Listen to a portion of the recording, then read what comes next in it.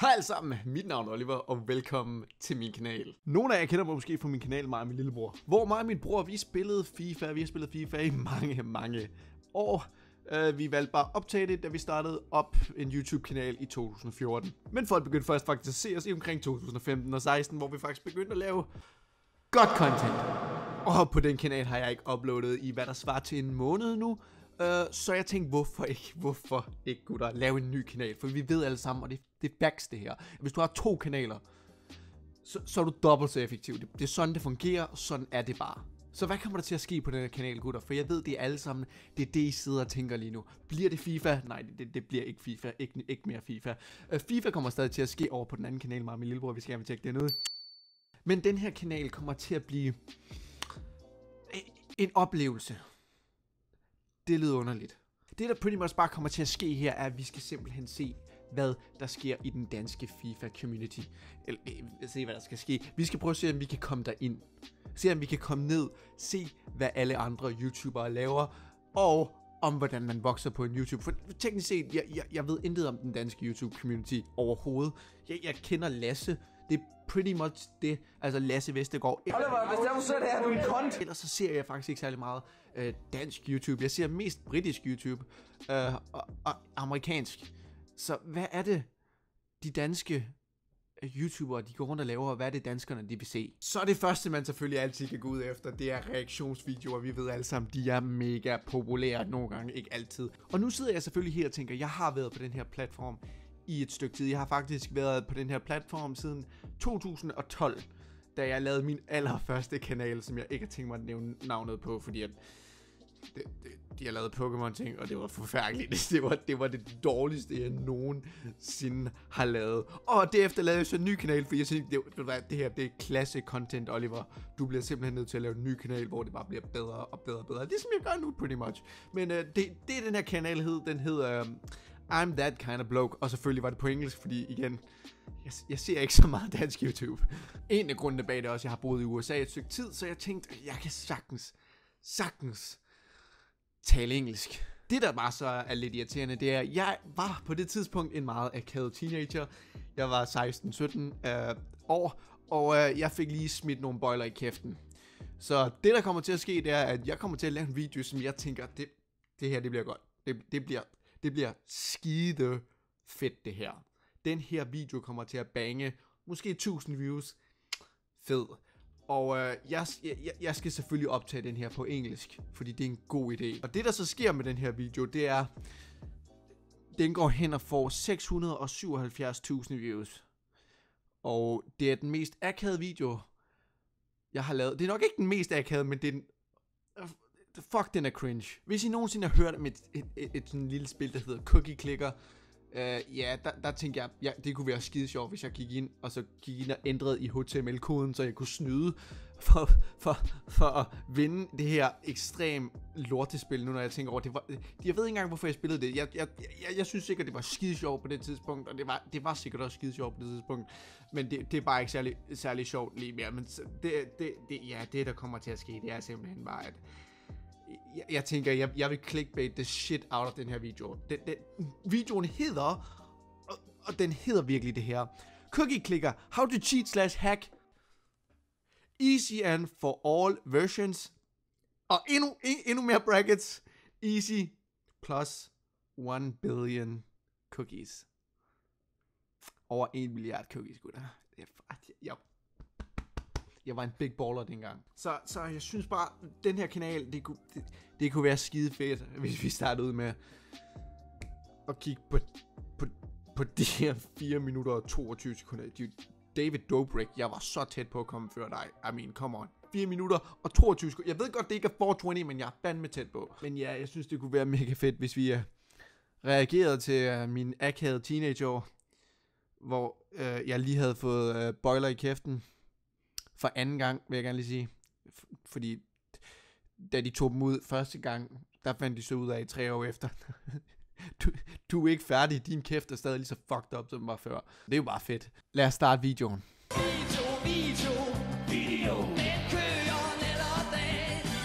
What is up, everybody? I am That Kind of Bloke, and welcome to Cookie Clicker. If you haven't heard of it, Oh it god, is pretty. oh god, okay. Det er bare selve stemmen. Man kan bare høre, at jeg lige har fået bøjler i kæften. Jeg prøver virkelig bare ikke at røre mine læber på hvad det hedder, bøjlen.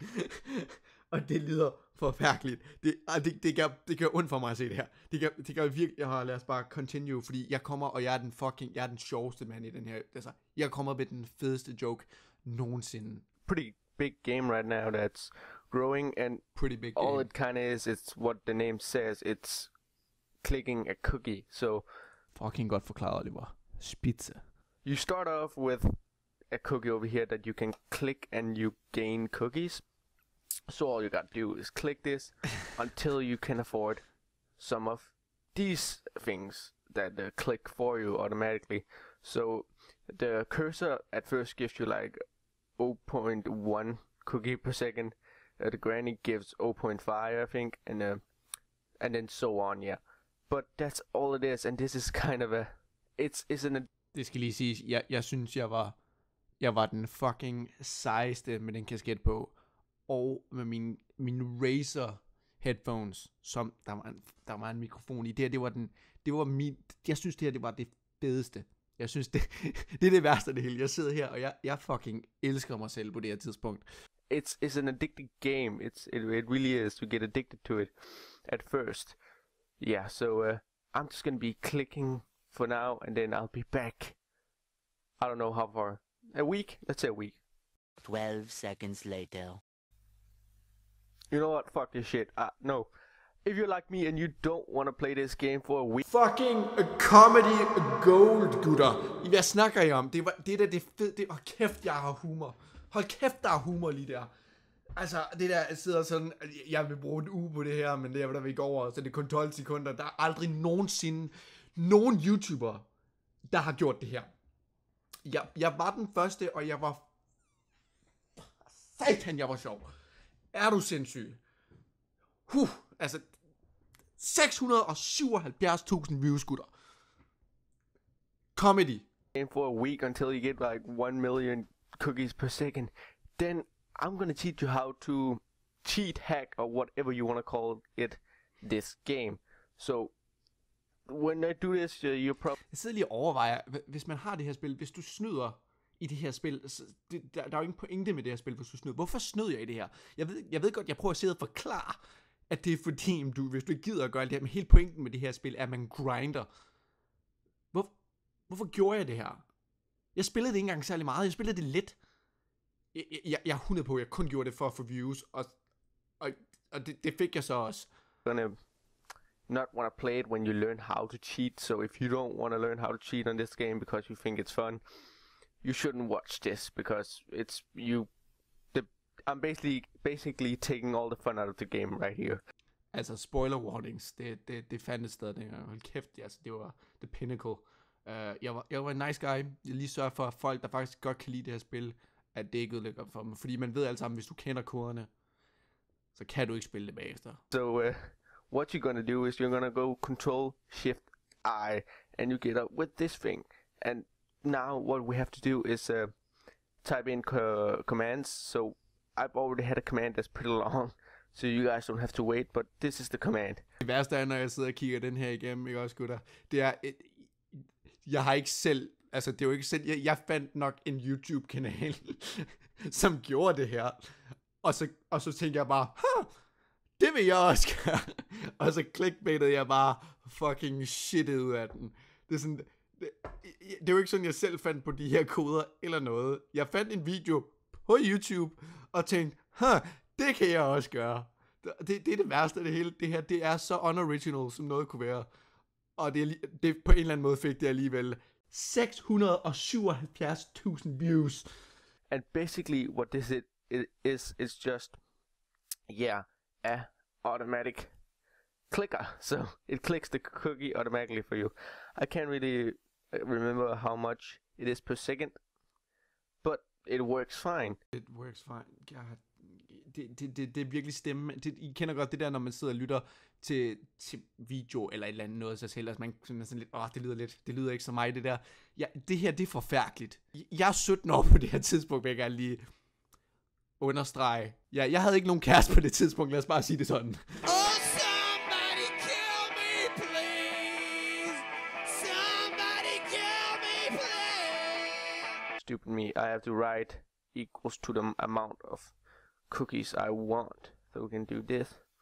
And then we can write equals, and let's say we want 100. Det går fandme stærkt, let's just say that. Er du sindssygt? And then we get 1,000 cookies per second. 1000 cookies per second. That's also a really good cheat. You can also Cheap. have this one game. For fuck's sake. Dot. Jeg lover, jeg har boet i USA i 3 år. Den her video, det lyder som, at det er første gang, jeg snakker engelsk. Det kæft, det er dårligt. Just equals to how many cookies you want. So let's say you want, I don't know, should we say 1 million? So let's say 1 million. There we go. Well, that wasn't one. Yeah. There we go. So we have 1 million cookies right now. Det er en måde for 1 million cookies, så teknisk set, jeg kan se, hvordan man skulle bruge den cheat, fordi hvis man ikke gider starte ud med ingenting, så kan du lige starte ud med, at du skriver, at du skal lige have noget, og så kan du købe nogle farms. Så på en eller anden måde, lige den der cheat kan jeg godt forstå, men der kommer en cheat til sidst, som bare se videoen. And I also have the last one, which is my personal Den favorite. bedste. Det er min favorit, gutter. Det var min favorit. Fucking, det er den bedste cheat i hele spillet. Game dot ruin the fun. And then you just do this. And then just type it in. And you basically just won the game. Den mest ligegyldige cheat nogensinde. Fordi nu kan du ikke spille spillet, og al den show, du kan få ud af at spille spillet, er væk.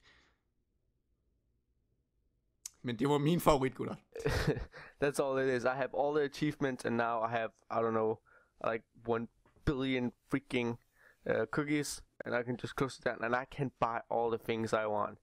No, and I already have all the I can do whatever the fuck here. I want, man. Let's see, I have 109 unlocked upgrades out of 103. I don't know how that's possible, but yeah, I got Fordi that. du brugte din kode. So that's basically Cookie Clicker, and hope you guys enjoyed, and I'll see you guys next time. Bye.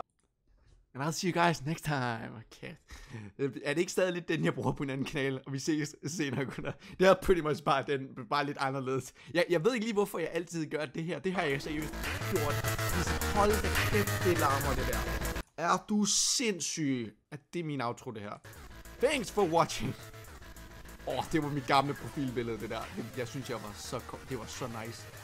Og som I kan se, Minecraft og et eller andet spil. På den her kanal, jeg har privated alle videoerne. Fordi de er... Nogle af dem er okay, men resten er bare ekstremt ringe. Det er sådan en blanding af Minecraft, FIFA og så random spil, fordi det var sådan det, jeg kørte på det tidspunkt. Sådan, jeg ville bare gerne spille spil. Men ja, skal vi altså, nu skal vi komme til det bedste af de alle sammen. Kommentarerne, fordi det er kun genier, der kommenterer på sådan en video her. Kun genier.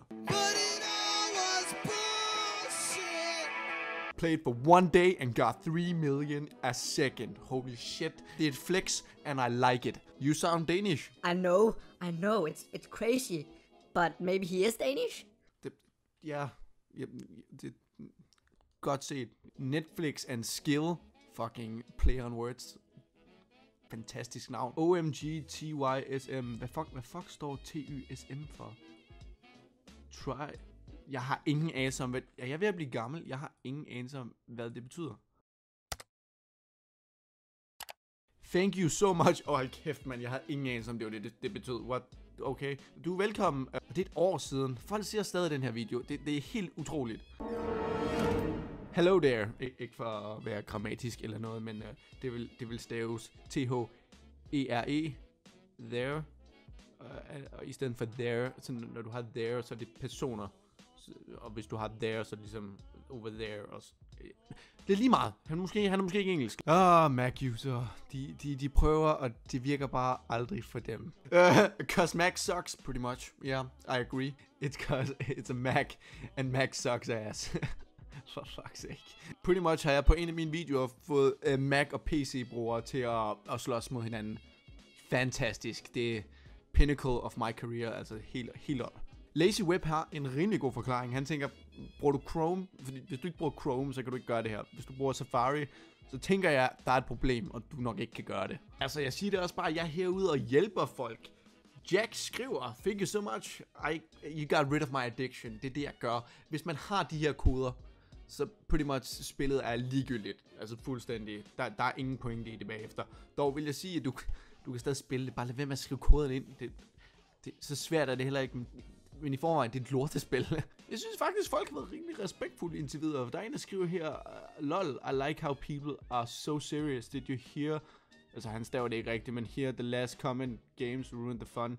Ja, det var pretty much just det. Jeg gik ikke ud fra, at folk de tog det her alt for seriøst. Og resten af kommentarerne er bare folk, der skriver, hvor meget du har. Der er sindssygt mange, er du dansker? Og så der er nogen, der spørger, om jeg kan bruge autoklikker og alt muligt. Det er ikke den mest spændende, hvad det hedder, comment section, altså kommentarfelt nogensinde. Men ja, det var sgu meget sjovt. Det er rimelig grinerende at tænke på, at jeg har en video med 677.000 views. Og den har ikke engang en dårlig like to dislike ratio. Jeg elsker, at jeg har liket den. Fuck, hvor nice. Jeg liker mine egne ting, gutter. Det er sådan, man gør det. Jeg er 100 på. Jeg har liket den. Fordi den her konto, jeg har lavet den her om til, den har jeg haft i sygt lang tid, samtidig med, at jeg lavede den her. Og du ved bare, jeg bare har siddet derhjemme og bare tænkt, jeg går lige på mine andre kontorer, og så liker jeg lige dem alle sammen. Ja, fucking spidse. Det er sådan, man starter. Man liker alle sine egne videoer. For helvede, mand. Men gutter, jeg tror bare, vi stopper videoen der. Jeg håber, I kunne lide den. Det var den første video på den her kanal. Og det bliver kun bedre herfra. Fordi hvad kommer der til at ske? Jeg skal lære at lave YouTube. Der er ingen måde om det. Jeg bliver nødt til at se, hvad der foregår på den danske YouTube. Og hvordan man kommer op i rang som en dansk YouTuber. Det bliver spændende. Der skulle nok gerne komme en anden video ud. Jeg har sikkert også allerede lavet en anden video. Fordi jeg tænker ikke at uploade den her, uden jeg lige har en video i baglommen. Så der ikke kommer flere. Jeg tænker, jeg uploader en hver uge. Så ja, jeg håber, I kunne lide videoen. Hvis I kunne, så husk at hit den like-knap. Husk at gå ind og trykke subscribe, og så klik på den der lille ringeklokke der, så I kan blive notificeret, når jeg uploader en video. Og ja, tak fordi I så med. Og tak fordi I så med. Og vi ses senere, gutter. Hej. Se, jeg mister den aldrig. Det ligger bare i håndledet. Jeg ved ikke, det er sådan automatik, så gør jeg det bare. See you guys next time. Bye bye.